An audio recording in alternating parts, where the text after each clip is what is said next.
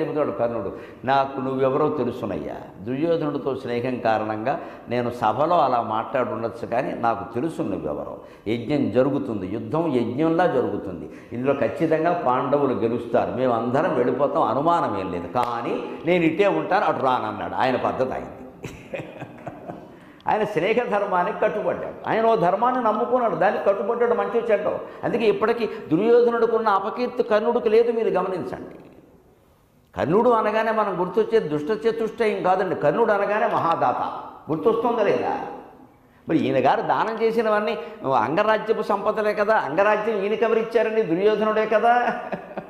మరి సొమ్ము ఒకటిది సోకొకటిది ఎందుకేంటంటే ఇచ్చిన దుర్యోధనుడికి ఈ కర్ణుడిని వాడుకోవాలనే స్వార్థం తప్పితే త్యాగభావన లేదు. వాటిని అన్నింటినీ త్యాగం చేసిన కర్ణుడికి త్యాగభావన తప్పితే స్వార్థ భావన లేదు. అందుకని కర్ణుడు దాత అయ్యాడు.